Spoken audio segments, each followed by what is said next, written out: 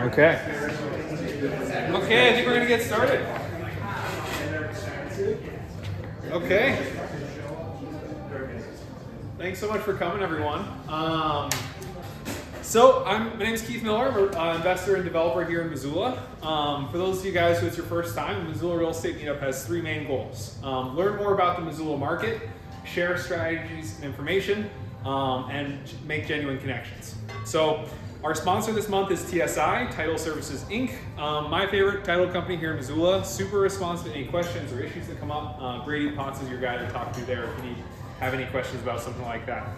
Our speaker today is Alan McCormick, arguably the best land use attorney in Montana. He's going to speak about the legislative efforts at addressing the housing crisis. A lot was done over the winter in the last session. Some of the bills he passed, some of the bills he worked on, some of the ideas that did not get approved, all that fun stuff. So, and how it's possible to have a significant impact on the process. So, without further ado, I'm going to hand it over to Alan, along with this guy. Thanks so much for coming, Alan.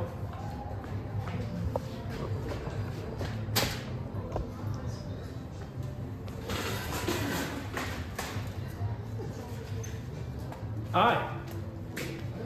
I noticed the three goals that he mentioned. I'm not going to talk about any of them. And this is my first time to the real estate meetup, so I'm learning at the same time you are. What do you want to learn? All the stuff, everything. Great. Legislative changes? My name is Alan McCormick.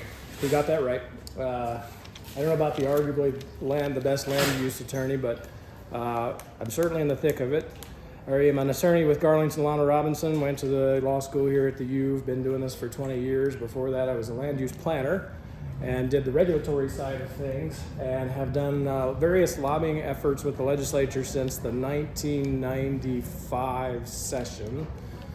Did 95, 97, 99, took a break, and have been heavily involved in the 2021 and the 2023 sessions. And largely my work for the last two sessions, my main client for that was the Montana Association of Realtors, represented in this corner I see rather heavily, and also a small working group that I'll talk a little bit about that formed prior to the 2021 session.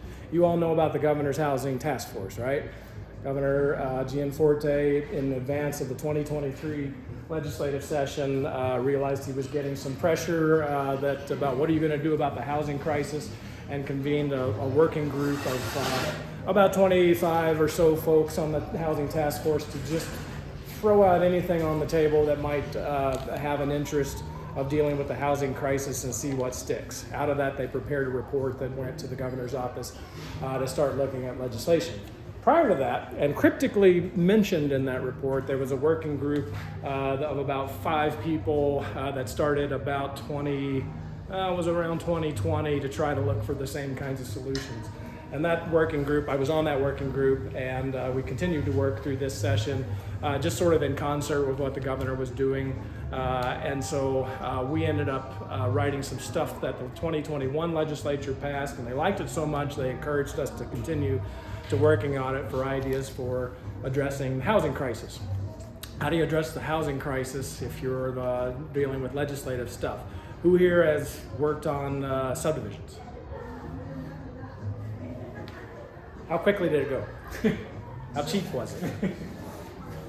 They're notoriously, depends on the jurisdiction. Missoula gets a bad rap. Bozeman tends to get a bad rap. Gallatin County, Missoula County tend to get a bad rap. Kalispell's a little easier. Flathead County's a little easier. Bozeman tends to be very easy. So it kind of depends on what jurisdiction you're in, but what we were looking for were ideas to expedite sort of subdivision process to make housing more affordable by reducing cost and reducing the time that was associated with that, because time is money, right? And time really is money when it comes to your holding cost for real estate development, the purchase price that you have into something, the interest rates that you've got, your interest payments on that, your lack of revenue coming in, your tax obligations, your insurance obligations, all of that sort of stuff. When you say time is money, it's not just a cliche. It really does, when you're looking at real estate investment, it's gigantic, particularly as the cost of your project goes up.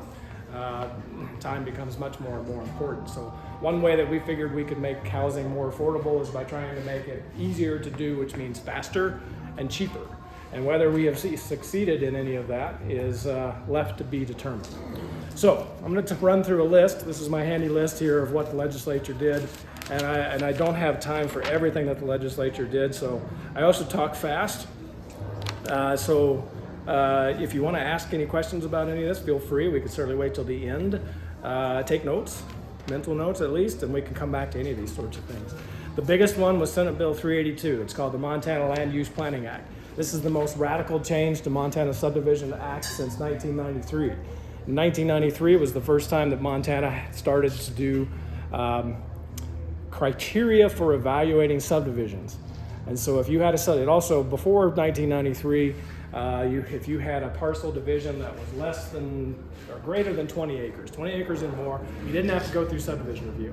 You ever wondered why you look at certificates of survey all across Montana and you see these thousands and thousands and thousands of 20-acre parcels? That's because you didn't have to go through subdivision review. You created them by hiring a surveyor, putting them on a plat, recording them at the clerk and recorder's office. No DEQ review, no subdivision review. 1993 changed that. It took a limit from 20 acres to 160 acres. Now everything that was under 160 acre had to be reviewed as a subdivision. That's how I got a job in Montana. Because all of a sudden they needed planners who could process subdivision reviews and help the government make the determinations under the new laws in Montana. That's the last time we radically changed that system. And with that system, we added what was called the primary criteria. You have to evaluate every subdivision for effects on wildlife habitat, agriculture, water users, public health and safety, survey requirements, all of these sorts of things. Why do we do that? Anybody want to take a guess? In 1993, why did we decide to do that? Some of you weren't even old enough to know. Charge for permits? No, we did it because that was the only way you planned. I mean, there was planning going on. Most of the bigger cities had some zoning going on and some growth. We called them comprehensive plans at the time. But that's how you plan. You wait until you want to do a subdivision. Let's say you've got a nice 50-acre parcel. It's right on the adjacent to town. You want to do 51-acre lots on it. We didn't plan for that until you came in and made your application. That's why we sit through 6-hour hearings at the city council, letting everybody and their brother come in and say, this sucks. There's too much traffic. You're going to destroy the water quality. There's too many kids in school. What are the other ones? If you've been to a city council meeting, you've heard all of these, right? It's the same stuff every time. You're going to destroy the neighborhood, character, all that sort of stuff. And so the reason I'm bringing you from 1993 to 2023, how many years is that? That's 30 years. Wow. 30 years it took us to adopt the Montana Land Use Planning Act. This says if you do planning up front, your subdivisions are now administrative. No hearings, no neighbors, no complaining about traffic. It's that front loads planning. We finally got around to the part where we said if you plan ahead, when you finally get to the point of doing that 50-acre subdivision, you shouldn't have to have the conversation again about whether it's a good idea. Makes sense, right? Legislature thought so. Legislature actually thought so in 2021 when we brought what's called the expedited review bill in front of them. And it said if you've got a piece of property that's in city limits and it has zoning and it meets zoning and it has sewer and water, which almost all of them do, why are we even having a hearing on them? Well, we got scared and that we would still have to have a hearing. So you still have to have a hearing, but you have to approve those subdivisions in 30 days. It could be any number of lots. It didn't work. It didn't work because we underestimated how many subdivisions needed variances. And that bill said you couldn't ask for a variance if you wanted an expedited review. So for 2023, we came back and we fixed that. We added in a provision in a little longer time to be able to do a variance but still have an expedited review. Forrest Mandeville, who's a legislator out of eastern Montana and also a land use planner, also carried a bill that got passed this year that it made for administrative minor subdivisions. That for the first minor subdivision, if you are in city limits and you meet zoning and you have sewer and water, you don't have a hearing. These are all things that supposedly or hopefully make the process go faster. How many subdivisions do you think in Montana have taken advantage of this expedited review? I think your mic is off. There we go. Casey's right, 1. And it got touted in the Missoula Current recently. It's a subdivision over south of Pleasant View, south of Hellgate Village. So great, expedited review. The city touts it. Look at what we're doing. We're speeding up the process. And excuse me if anybody here work for the city of Missoula? You're safe. Thank goodness. The expedited review that happens in 30 days that the city touted is the great use of this new statute, and we are the first in Montana to be able to do this exciting new subdivision process. Took a year and a half to get to the point where they utilized the process, because they initially said we're not going to honor the statute until we write it into our local subdivision regulations. So when we fixed the bill this past session, we wrote a provision in there that was specific for the city of Missoula that said you, regardless of whether you change your own local subdivision regulations, you have to follow this process. That's not why they ended up doing it that way. They had actually built in the process by that time. But when you should always view articles and statistics like that with a grain of salt, because what is never shown, when you see the city of Missoula touting, we approved 1,700 residential building permits last year. Look at how great of a job we're doing. What you don't know, and what they're not telling you, is how many years it took to get to that point of issuing those building permits. I know I'm preaching to the choir. I don't usually get to, so I hope you don't mind. That's the radical. The Montana Land Use Planning Act in a nutshell. It front loads planning. The political trade-off is that, do you think Ravalli County wants to zone? Do you know Ravalli County? A little bit. A little bit? I know they want to start They do not want to zone. Ravalli County is the only county in Montana that does not have a growth policy. They don't have a growth policy because the citizens got smart that in order to have zoning, you have to have a growth policy. And so if we put the growth policy on the ballot and repeal it, the government can't enact zoning.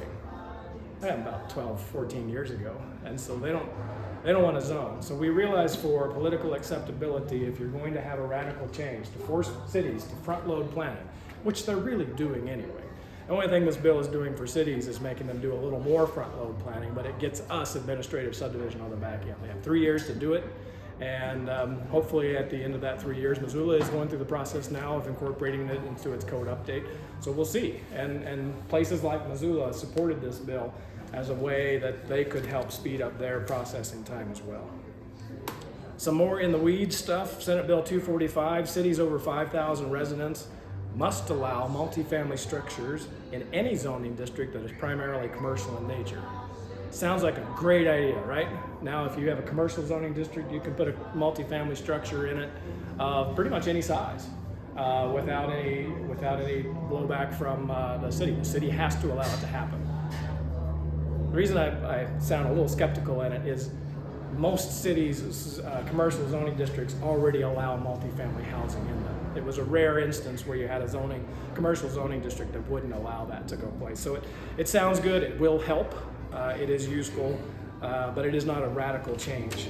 Senate Bill 528, municipalities shall adopt zoning rules allowing a minimum of 1 accessory dwelling unit per lot that has an ADU on it. That's an attempt. There were competing bills this session for accessory dwelling units where the ideas were basically the same, that if you have a single family dwelling, those are the most consumptive uses of land use that we have. They're great if you have one, and people like to protect their single family neighborhoods and dwellings. I'm one of them. But this bill requires all municipalities, and I believe it's over 5,000 residents for this one. No, this one doesn't have a limit. You have to allow ADUs, and there's a list of cannots.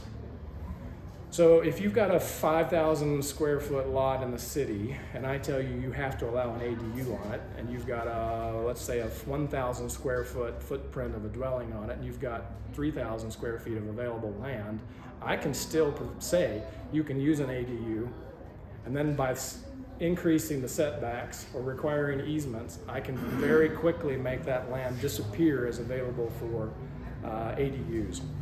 And one of the things that we worked with on this bill was a list of nots, that the government cannot adopt rules that say you can have an ADU, but then in practical terms, there's no space to do it. So it was an attempt to kind of recognize the reality that you can always say, well, sure, they're allowed, but functionally they're not.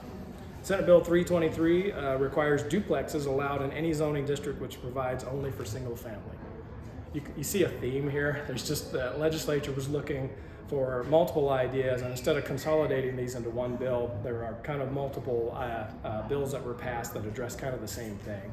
In this instance, if you're a city over 5,000, or an entity over 5,000 residents, you have to allow duplexes in any zoning which provides for single family. That bill started out as duplexes, triplexes, fourplexes, and then got ratcheted back to just be duplexes. That takes effect January 1st, 2024. Question. The ADU still requires that you can only do it if the other residence is your primary residence. Correct. Is that city? That's the bill. You have to have a primary residence, and then you can have an ADU. And the way the statute said or created it is that there was some concern, legitimate concern, that if you just said it's an ADU, your ADU could be bigger than your primary residence, right? So there's a provision in there that says the ADU can be no bigger than 1,000 square feet or 75% of the gross floor area of the primary structure, whichever is less. So if you have an 800 square foot primary residence on it, your ADU can only be 75% of that. We were doing work with the Missoula Economic Partnership on some of these kinds of issues, and had some folks who try to do these ADUs and asked them what the one most important thing that the city of Missoula could do to change the city's rules to make ADUs work, and they said we need 150 square feet more than we have now. City of Missoula's limitations at the time were 600 square feet. That's one bedroom. And in today's market, to pencil out, you need at least 2 bedrooms to get that rental up to where you can make it pencil for that under the construction cost. And this was even a year ago. I don't know what it would be now. But that was sort of the gist of, and the city heard that. But that we also tried to build that into this legislation of saying, we kind of wanted it to be more than 1,000 square feet and just leave it open so that it could be 75% of the gross floor area of the primary structure, no matter what that is. So if you've got a 4,000 square foot structure, it would be much larger than 1,000 square feet, but there was some acknowledgement of not wanting to ruin neighborhoods by making them too big. That answer your question? For the last few rules that you mentioned, how do they apply, or do they apply in these like legacy zoning areas? The question is, how do these ADU Like that. apply in legacy zoning? And by legacy zoning, are you talking municipal zoning or Part 1 citizen-initiated county zoning? I think it's the county zoning. They do not apply. So these are only going to apply in municipal zoning or county. I don't even think they apply in county Part 2 zoning. So municipal is within a city limit. Basically within a city limit, correct. Yeah, and I think, as I recall with these, I'm not sure if these require a will serve letter, demonstrating that you have water and sewer. But that's a good distinguishing factor when I'm talking about these zoning districts. It's almost exclusively municipalities. There are 3 kinds of zoning districts you can have in Montana. You can have, in the county, it's either Part 1 or Part 2. Those are the code sections of state statutes that we deal with. Part 1 is citizen initiated, where the citizens of at least 40 acres band together and create a zoning district and petition the county to create it. Those are administered differently than Part 2 zoning district, which is what the traditional top-down zoning is. So the Missoula County zoning that is in the Missoula Valley is mostly Part 2 zoning that was created by the county. These legacy zoning districts are administrative nightmares. There's been discussions at the legislature about how to kind of slowly phase them out and turn them into Part 2 districts so that the administration of them gets easier, but there are some counties with none. There are some counties with 30 of them. There's some counties with, Missoula County's got a lot, and there are some fierce, some people fiercely defend them. So we'll see how that plays out. But that's a great question. House Bill 819, you wonder what the legislature can do besides changing zoning regulations? You can throw some money at it. And House Bill 819 threw $225 million at the problem. 50 million of it is for low interest loans to local government, primarily to local governments. There was a huge effort to make those, and I think very wise counsel to make those grants, not loans. But that was not accepted by the legislature. There was a lot of infighting over what the right solution was for throwing money at it. The governor's office actually wanted more money. The Democrats wanted twice the amount of money and make it more of grants rather than low interest loans. 107 million of the 225 million is for housing infrastructure, roads, sewer, water. The Department of Commerce is in the process of trying to create rules for how you apply to get this sort of money, and nobody really knows how to go about getting it. 56 million of it is for mortgage assistance, which some of you in this room may know better than I about whether that's the Department of Commerce has figured that out yet about how to get the mortgage assistance out there. This wasn't much, quite honestly, in terms of funding that was available that could go towards this sort of thing and could be done in a way that would really be effective. The federal government is flooding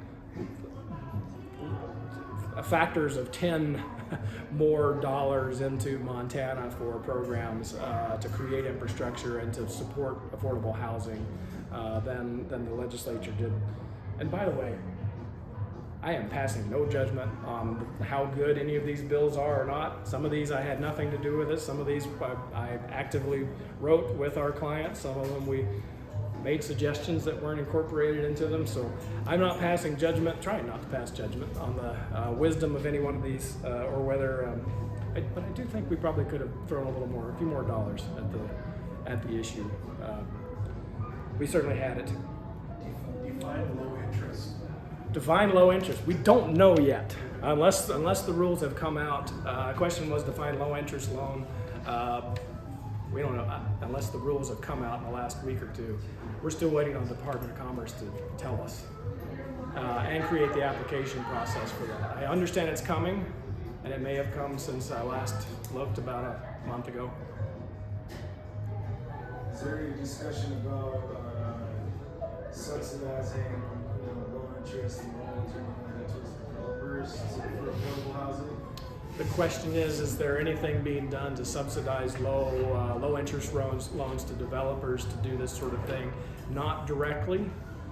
And there was debate about, is this a government administered, like government loan to government, or can it be government loan to, and so one interesting part of that is tax increment financing, which I hesitate to bring up because it's a controversial subject. Tax increment finance is an urban renewal district. Missoula has quite a few of them. Most cities have them. Quite frankly, it's our only economic development tool that municipalities can implement. They're getting a bad rap. Some of you may feel very, very against them for the tax implications of them, or the manner in which the city of Missoula's urban renewal district has chosen to spend that money.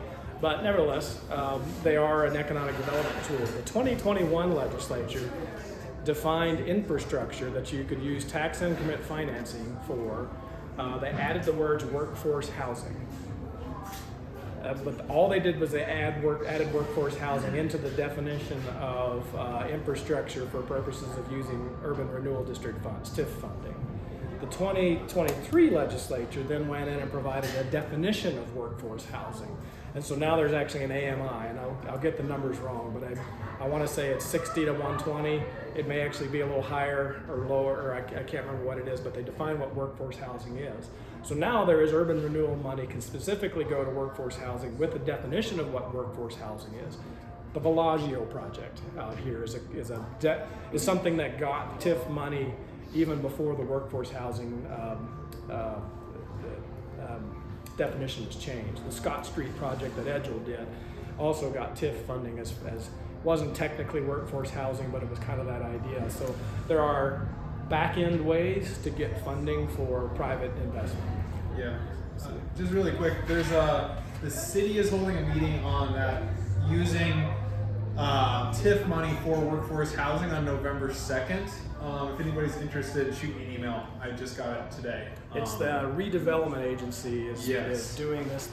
They have created a new policy and sort of a new, it's not an application process like, hey, you've got to get your application in by November 1st to be eligible. It's a rolling thing, but that's the way our redevelopment agency has always done it.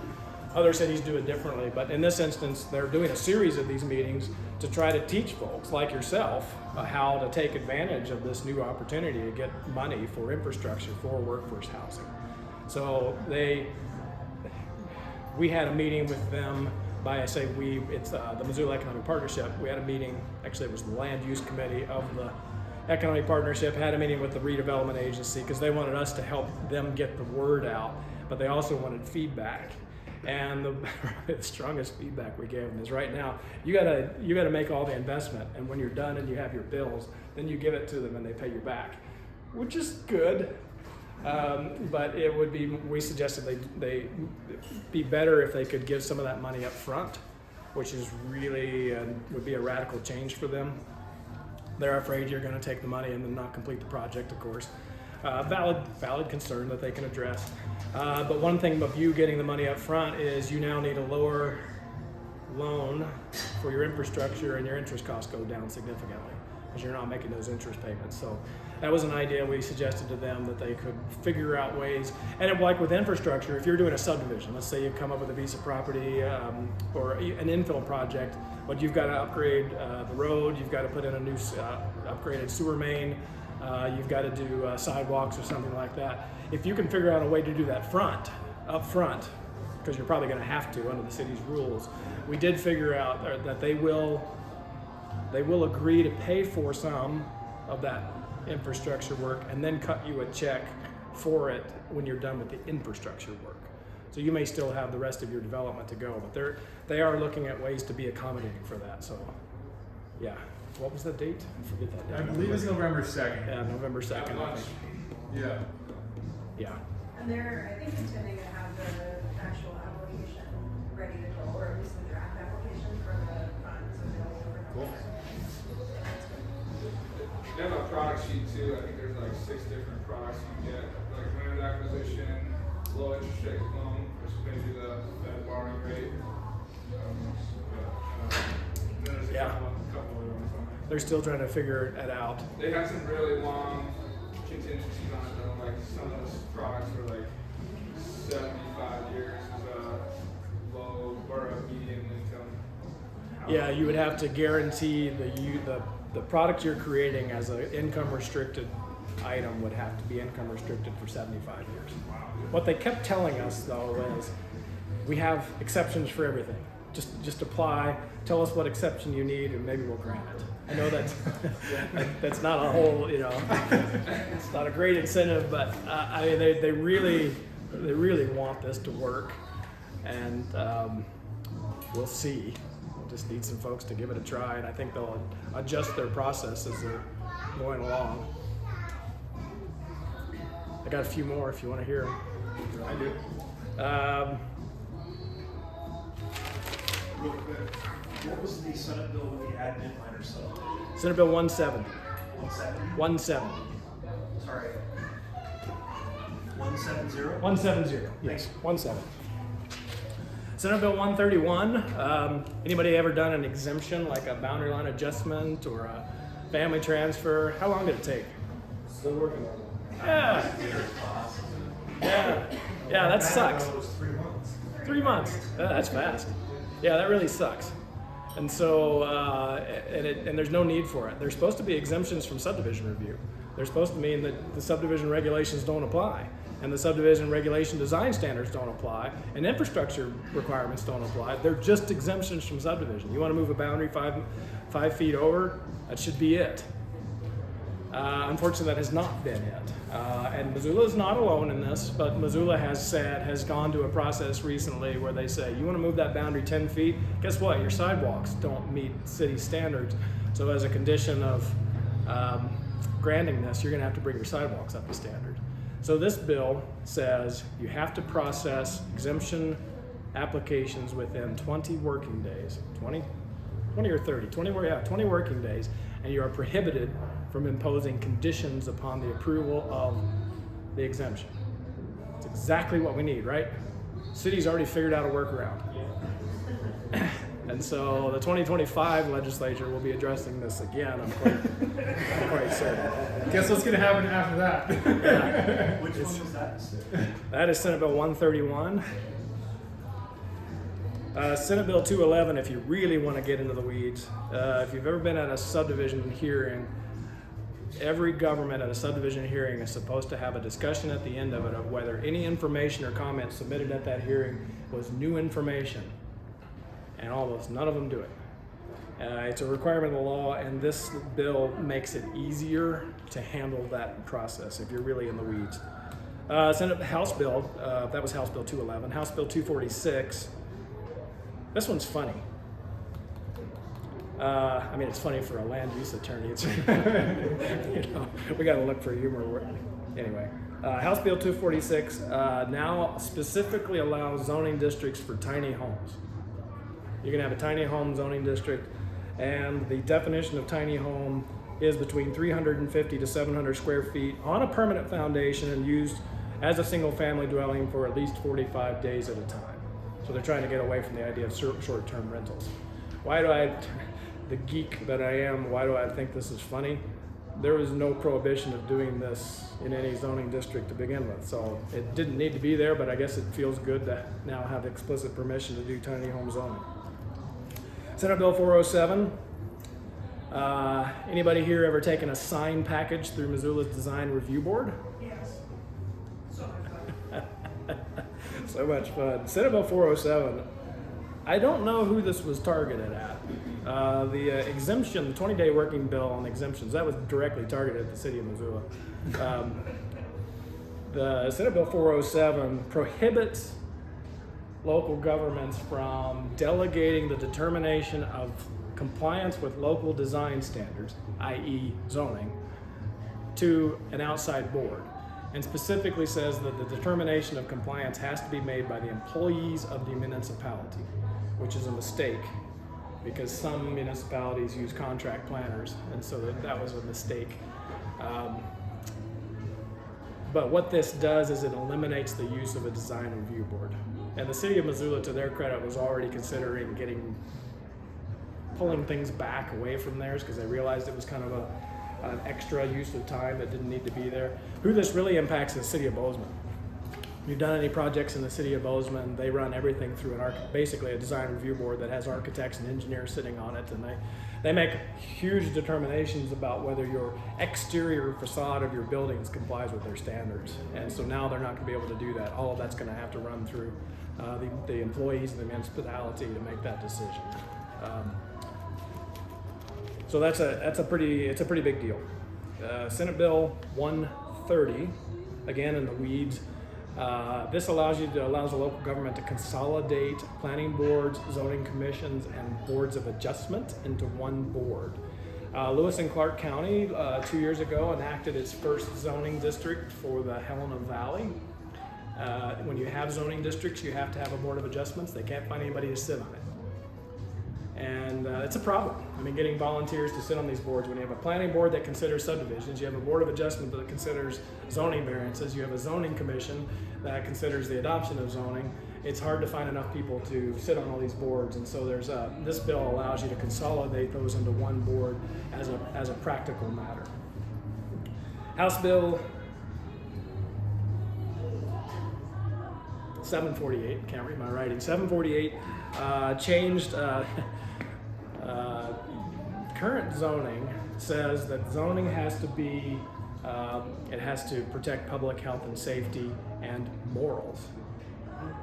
And that's been ignored for decades. That comes from the 1920 Zoning Enabling Act that the federal government put out trying to encourage states to enact zoning.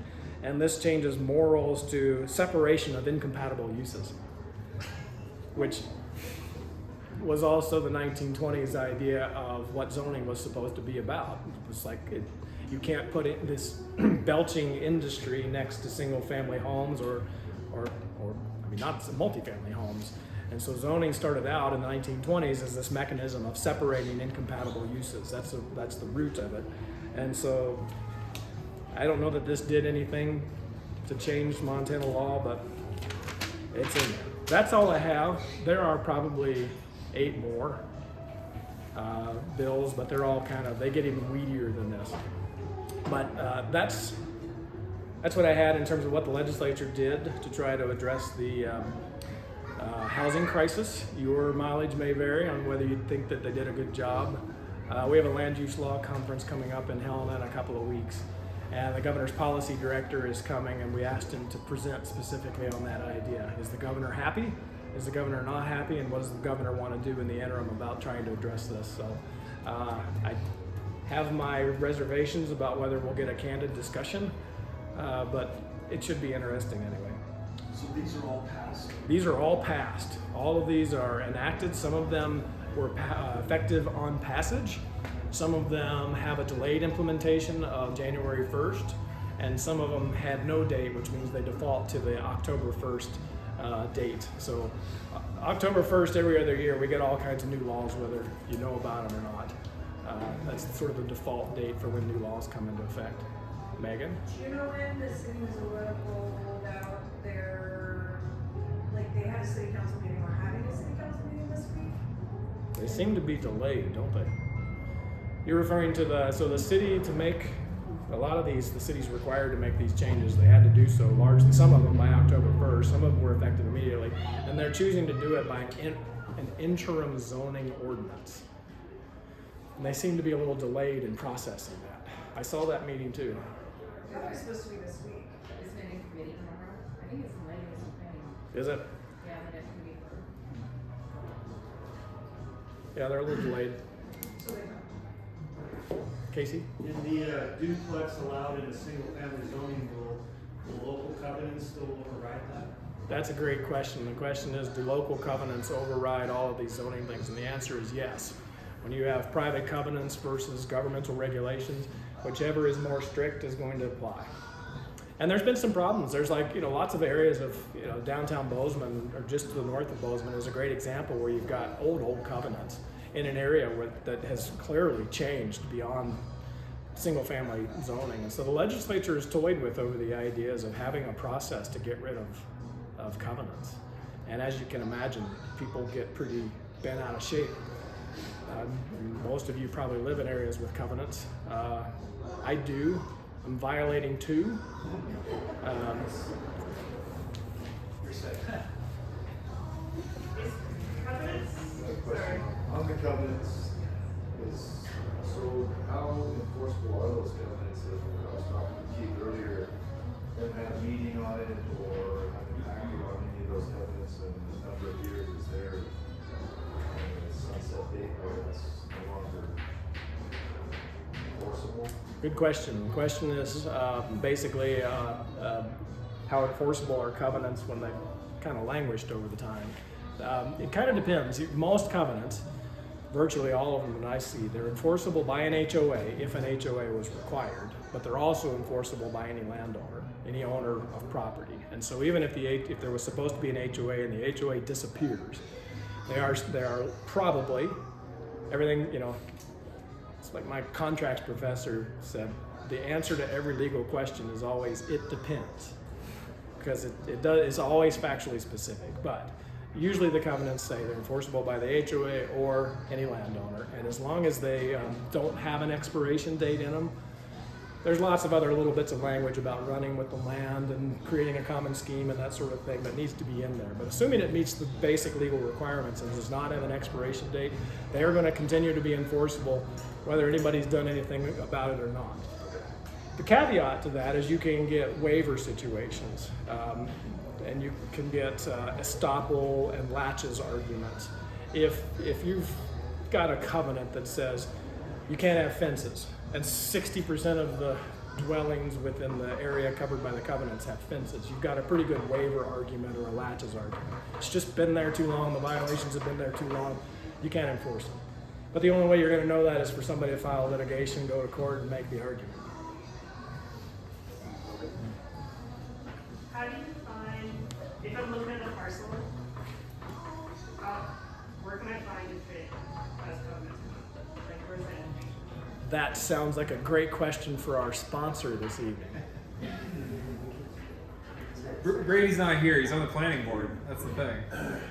TSI. But there is a title owner here. Reach out to your local title company. You know, Missoula's got a very robust property information system. It's the best in the state. That thing's great for searching, but I make no. Whenever somebody's asking me, hey, can you look up these easements? Or you're like, I'm like, I'm calling my favorite title company. I don't trust myself to be able to search through that system as great as it is. Trust your title company, right?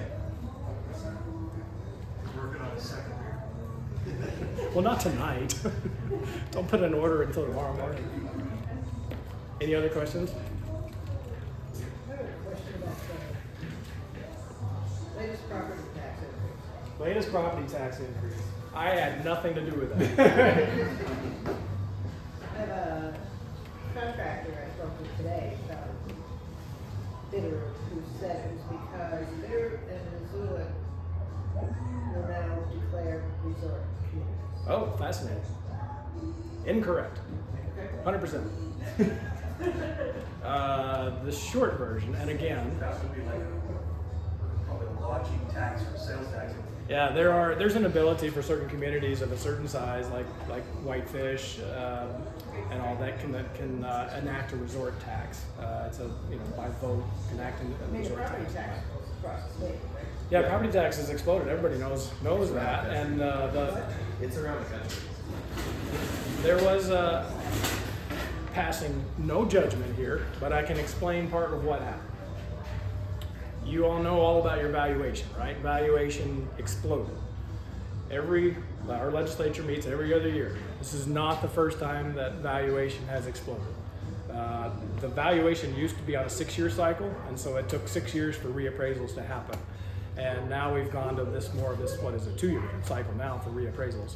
And the history has been that every prior legislature, when you had a significant jump in property tax appraisals, there is an adjustment you can make. When you think about, there's all kinds of the way the tax, the two most important things to know about residential property tax or other types is the valuation times the multiplier. Right? That's how you get your tax. And in every other legislature prior to this one, when you had a significant jump like this, which has happened a few times, the multiplier got turned down. And for whatever reason, this legislature decided not to turn down the multiplier. They had that opportunity. It was a huge infighting among the Republican legislature about what to do with it, how to adjust it, and the like. And they royally pissed off county commissioners. If you saw it recently, there's a news article, I think it was in the Missoula and a couple of others, that Missoula got sued for not collecting or claiming it wasn't going to collect certain school taxes. That was a political move because Missoula is not the only county who agreed to do this, and in fact, the idea originated in Beaverhead County. So the story goes, as I'm told, that when people started complaining to Gianforte and the Republican legislature, hey, why didn't you fix our property tax issue? They said, it's not us. It's those damn counties and cities. They're spending all your money and they're out of control with spending. Counties can't raise your taxes, but a certain number of, 0.5%? Who's my tax experts in here? You probably know all of this, right? You probably get an earful every night. Am I on the right story here? Yeah, This is the story. A certain amount of inflation. 0.5%, yeah, 0.5%. Yes. Yeah, and so the easiest way to not have a dramatic rise in income in property taxes this year was to turn down the multiplier. That adjusts for that huge increase. And so at a recent MACO, Montana Association of Counties meetings, the Beaverhead County Commissioners were just pissed off that the governor and the legislature was passing the buck on them, claiming that their spending was out of control. And so they took a look at some of the other things, and there is an argument to be made. And the argument is that the school equalization fund is subject to that 0.5% as well, but the central assessing has not been applying the same rules to it. And so the argument was, well, we think those shouldn't have gone up, so we're not going to collect that much. The downside is if they're wrong, all of us who live in Missoula County are going to get hit with a judgment levy. If you know what a judgment levy is. So if Missoula County loses a big lawsuit and gets hit with a $2 million settlement, as happened with the Glen Eagle, they don't have $2 million sitting in the bank to pay it, and they don't have insurance coverage to pay it. So there is a provision that 0.5% that they can raise your taxes. There's an exemption from that for judgment levies. If they pop up with a sudden need, if you look at your tax bill, which is it out yet? I haven't gotten mine, right? We're getting a file on Monday, so we should be out next 2 weeks. Awesome, great. If you look at the bottom, if you dare, and you look at your Missoula County tax bill, you'll see 2 judgment levies on there. I think there's only 2. One is for the Glen Eagle settlement, unless that's come off. That's on there, then there should be a sheriff. There's a sheriff's one. Yeah, the sheriffs had been underpaid and they settled the lawsuit with the county, and so how do you come up with that? Well, you issue a judgment levy. So, but it was interesting politics that Missoula County is the one that got sued by the state of Montana for not collecting these, when the idea actually originated in Beaverhead County, and there's multiple counties that are doing that. So I'm not trying to spread my politics or even tell you what my politics are. Just when you see how the sausage is made, you don't want to eat sausage.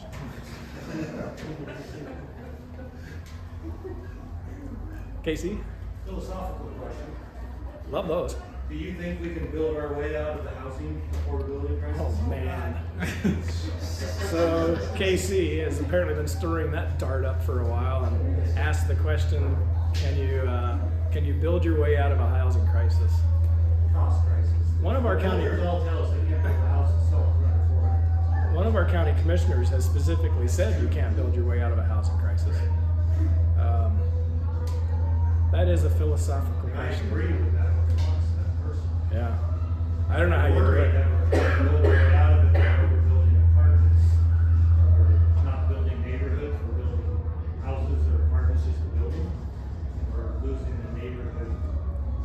All that I gotta do is go to Boise or Vegas or Phoenix and see what happens when you do. Casey is expressing the belief that we're building too many apartments or apartment style instead of other forms of ownership. The number one reason that we're building too many apartments in the city of Missoula is the city of Missoula made it such that that's the only easy thing to build.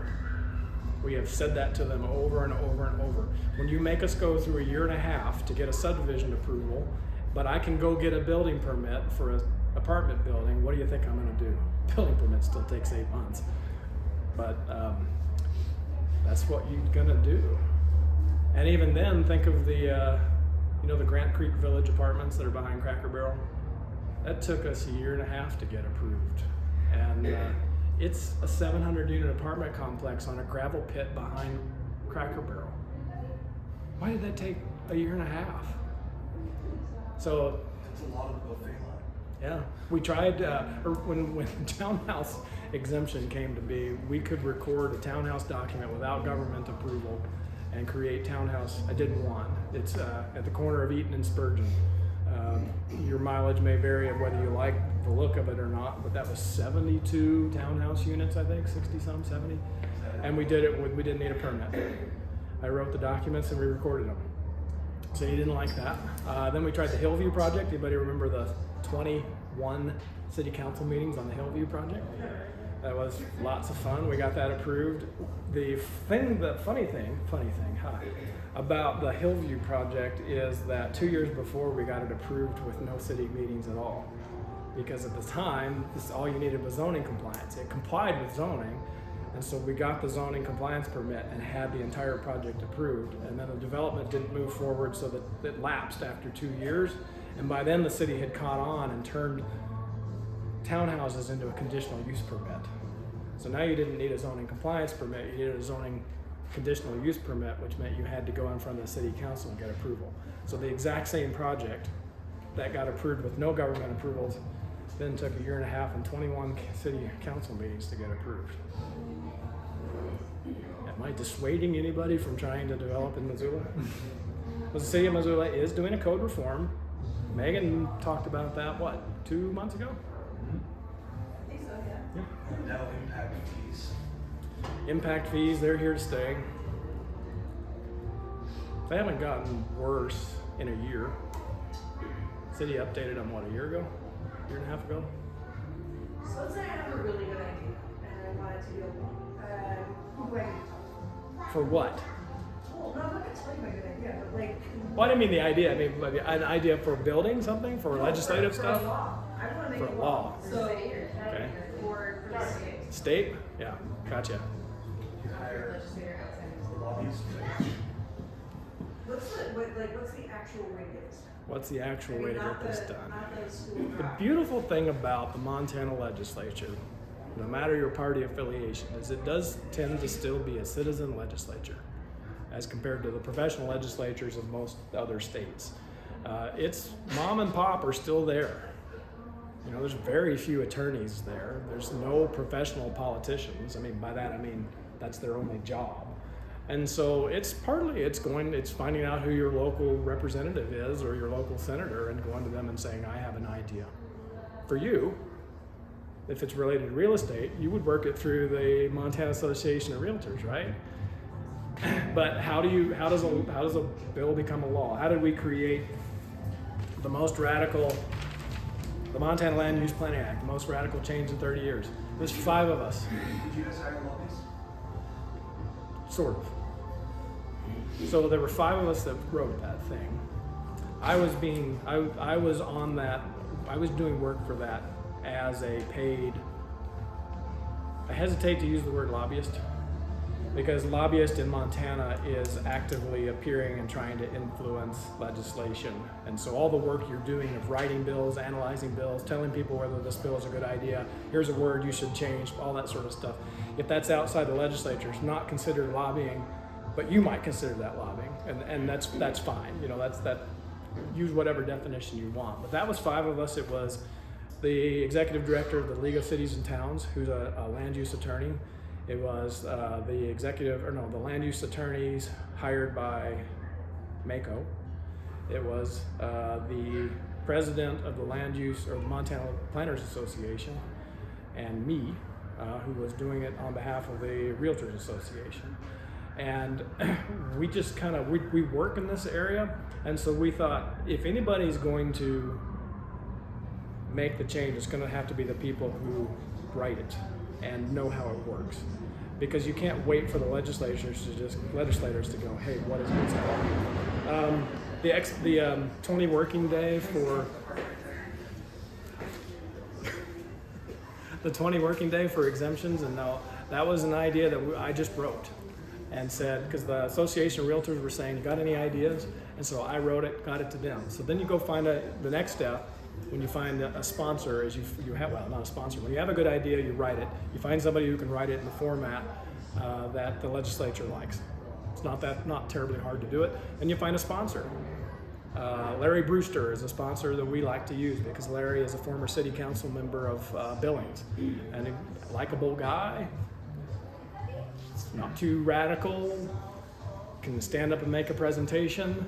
And the way the sausage works is the sponsor, so you find a sponsor, it gets introduced, then there's a committee hearing on it. And there is orchestration that goes on with these committee hearings. It's not just the sponsor has to get up and introduce it, and then you have people that comment. But half of it's orchestrated about who goes first and how you speak on it and how you're working that system. And then of course is all the traditional lobbying stuff of being out in the hallway. It has to pass out of its first committee, so it starts in the House. Get a friendly legislator, starts in the House, it passes out of the House, it goes to the floor. That's the second reading. The first reading is when it's introduced. Hey, we got a bill, we're gonna send it to the House Local Government Committee. Then the House Local Government Committee passes it, goes to the floor. Floor has to vote on it twice, second reading, third reading. It can be amended during that time. Let's say it makes it all the way through the House, now it has to go to the Senate. Senate introduces it, Senate assigns it to the Senate Local Government Committee, and you do it all process over again. You have a sponsor, you introduce it, you have comments on it, you hope it passes out. It then goes to second reading, third reading in the Senate. It can get amended during those times. The worst place for it to go, though, is for both you as members of the public and those of us who are trying to write these and pay very close attention to the words that we're using, is if the House passes it and the Senate passes it in a slightly different version. It goes to a free conference committee. The free conference committee meets in the dark. It's a few members of the House, it's a few members of the Senate. They can do whatever they want to those bills. They can change all the language. You don't know what's going to come out of that, and then it comes out of it. And if it's reconciled, then it moves on to the governor for signature. It's a fascinating process that's scary as hell. So that doesn't really answer your question, but if you, that's sort of the process. If you have an idea of how to make a law, you work the system. And the system is approachable in Montana. It's still very approachable to be able to do these things. Legislators both parties are looking for good ideas. And the way we pitched some of this stuff was we kept saying to them, we have zoning, we have comprehensive planning.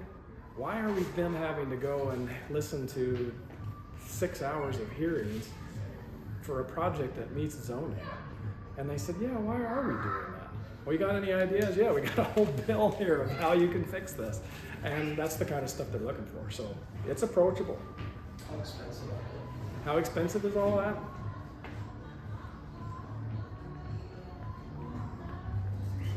I don't know.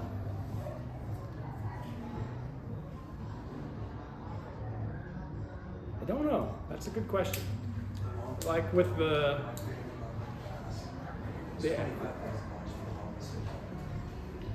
There's a group of local guys that are bipartisan, but like Danny Tenenbaum, and I think, maybe not super local, but Western Montana, I think Greg Hurd's on there, and a few other, like Danny's a Democrat, Greg's a Republican, and they meet up and they're super interested in getting laws passed and that with them. Just brainstorm, and they take it, run with it maybe to you guys or Yeah, you don't necessarily need a lobbyist. It is useful to have a lobbyist because you get the weird thing about some of this stuff is like the expedited subdivision bill that we ran 2021. We made it applicable to cities and counties, knowing that it would probably get pulled back to just be cities. But the opposition we didn't expect was the Stock Growers Association showed up in opposition to the bill because ranchers don't like subdivisions, encroaching on them and messing with their irrigation ditches and their water rights. And so when the stock growers show up to oppose your bill, you're dead in the water. And it's amazing the power in Montana that still the agricultural industry has for that kind of stuff. And so that's when your lobbyist becomes very important, of then working the system behind the scenes to say, all right, how do we fix that? How do we make you happy again so that we can get this bill passed? And in that instance, it was agreeing to run an amendment through the sponsor to remove the counties, to make it optional for the counties, not mandatory for the counties. That caused the stock growers to say, all right, we remove our opposition and allowed it to move forward.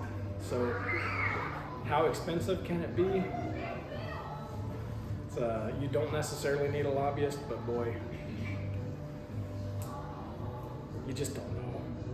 And so it's ideally, if you're in like this situation, you work with an industry group that's already up there. You got an idea for the banking industry, work through the banking industry. You know, go to the executive director of the banking industry, which I bring up because he was the government affairs director for the Association of Realtors, and make those connections and work the system. Then you're using their lobbyist to get your idea through the system. Should you start the Stock Growers Association? Depends. If you're messing with ranch lands, yes, absolutely. But so it is November 2023. Work is already ongoing for the 2025 session. It takes a break but it starts up pretty quick because it takes time to get people together to write these, to vet it, to run it by various people. Nobody can write a bill that's correct the first time. I have never written something that wasn't improved by sharing it with other people who do this sort of thing and says, do you mean this, or how about this word, or how about we do it differently? So that stuff just takes time.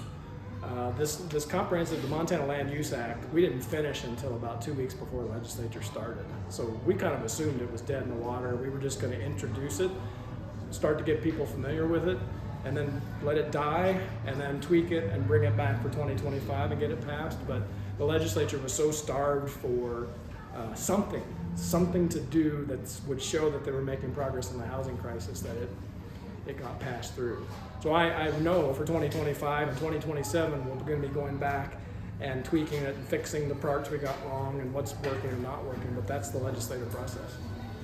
You said you were involved in that statutory timeline on the exemption Yes. reviews.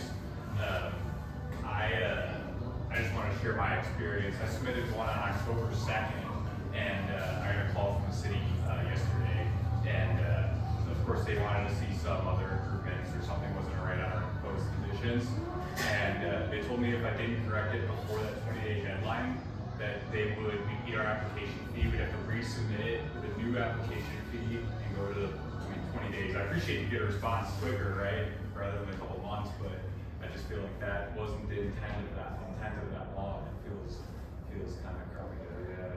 100%. I don't know if that's the experience you've heard from anyone else. I'm just kind of looking. Exactly. Yeah, that is okay. So Yeah. that's how this is going to operate going forward then. So what they've decided to do, what the language that we did was it said you have 20 working days from the date of a completed application. Yeah. Of course you should have to do an application and it should have to have the basic materials. Well, that application should be your certificate of survey or your amended plat showing the adjustment you're doing, whether it's a family transfer or it's a boundary line adjustment or something like that. That's what it should show. And that's about it. Okay. You know, some explanation for what exemption you're using. I'm using 76-2301, whatever kind of thing, and this is what it's for. That's your application. But the city of Missoula, not to just pile on them, but they're an easy target. What they have done is they've decided to say that a completed application means you meet all their infrastructure requirements in Title 12 and Title 10. And so if you don't, then you don't have a completed application. So that's what you got hit with, was, oh, we can't even process it in 20 days because you don't have a complete application because your infrastructure's not up to code. That is directly contrary to the bill. I think that's illegal, quite frankly. Okay. No, I don't. That's the philosophical side, right? I was told to speak for 15 minutes. I've been going for an hour.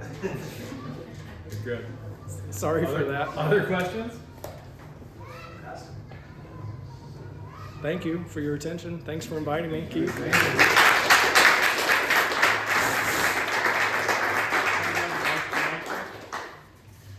Okay, so thank you so much, Alan.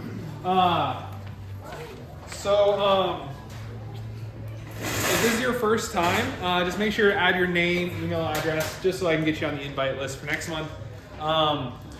We do an opportunity sharing, so if you have an opportunity or a deal or looking for a partner or just like questions about a deal in our contract, anybody have anything that they want to share? Nobody brave enough? I mean, we're still looking for partners on that project on Hillview, aren't we, Alan? Oh, yeah. Yeah, if anybody's going to spare 10 million, Yeah, it's only been 30 years in the making, but if anybody wants to do Hillview. We've got an exciting new design. It's a little steep. Anybody else? Okay. Well, our next meetup is November 14th. Note, it is the second Tuesday in November. We're going to do the second Tuesday in November and December just because it ended up being so close to Thanksgiving and Christmas. Our speaker is Nicole Riker. She works for an accounting firm called JCSS Services. She's a highly recommended CPA in town, specifically recommended by real estate investors in this group. Works with a variety of real estate clients. Going to talk about common issues she sees real estate investors face. She's going to talk about 1031s, answer questions from the audience, good stuff like that. So hope to see you in November, and that's about it from us. Thanks everybody for coming, and I'll see you around. What are you doing with the videos?